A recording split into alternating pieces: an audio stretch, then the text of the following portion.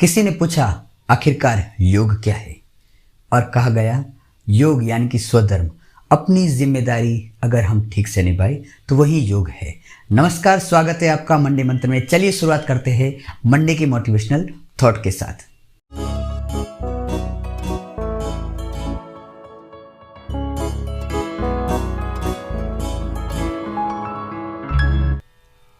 दोस्तों, आज जो कहानी है वो है उपनिषद से।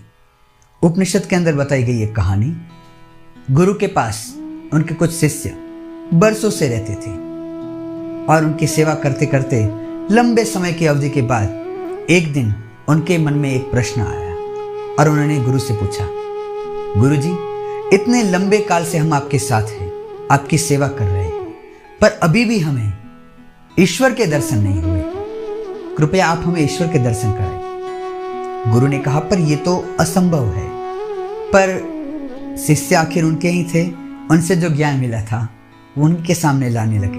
पर आपने तो कहा था श्रीमद् भगवद गीता जो कुरुक्षेत्र में हुई थी, तब अर्जुन को श्री कृष्ण ने अपना विराट स्वरूप दिखाया था, तो क्या हमें अपना लघु स्वरूप भी नहीं दिखा सकते?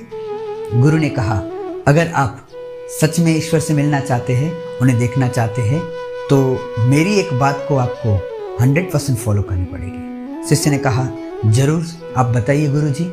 और गुरु ने बताया कि डेली सामने की तरफ जो पेड़ दिखाई दे रहा है, उस पेड़ के नीचे आप दोनों मित्रों को शाम के वक्त आना है।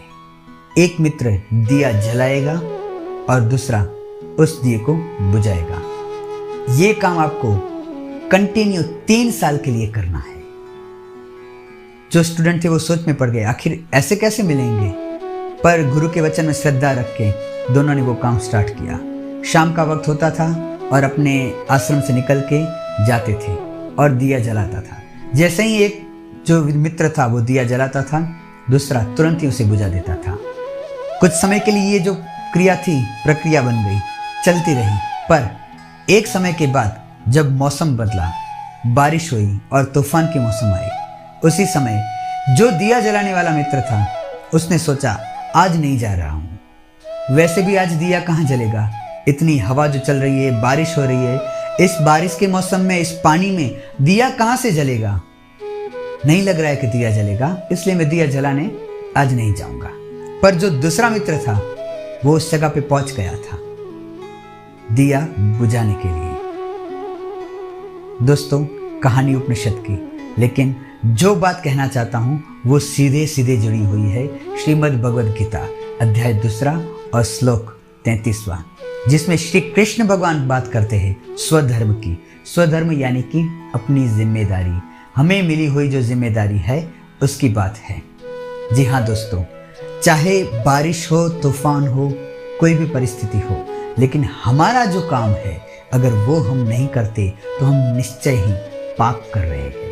यही तो कहा था जब अर्जुन विषाद योग के अंदर विषाद करते हुए श्री कृष्ण से अपनी सारी बातें रखी, अपने मन के अंदर आए हुए जितने भी विचार उत्पन्न हुए थे वो सारे के सारे समर्पित किए, और श्री कृष्ण ने कहा, तुम एक योद्धा हो और योद्धा का काम युद्ध लड़ना है। अब जिस व्यक्ति का जो काम है, अगर वो ये काम नहीं करता तो निश्चय ही पाप का भागीदार बनता है। जी हाँ दोस्तों, हम सबकी एक जिम्मेदारी है, चाहे हम किसी भी रूप में रहें, अलग अलग रूप में है, अलग अलग रिश्तों के साथ जुड़े हुए हैं, अलग अलग पहचान, अलग अलग नाम और अलग अलग काम भी कर रहे हैं, लेकिन सबके बीच में एक कॉमन चीज है, वो है हमारी जिम्मेदारी। जी हाँ दोस्तों, जिम्मेदारी को श्रीमद् भगवद गीता में स्वधर्म कहा गया है, यानी कि अपना धर्म। और जो व्यक्ति अपना धर्म फॉलो करता है उसे किसी और धर्म के आश्रय की जरूरत नहीं होती। इसलिए स्वधर्म अपनाएं और हमेशा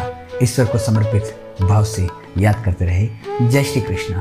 मिलते हैं अगले मंडे, तब तक के लिए जय हिंद, जय भारत, वंदे मातरम।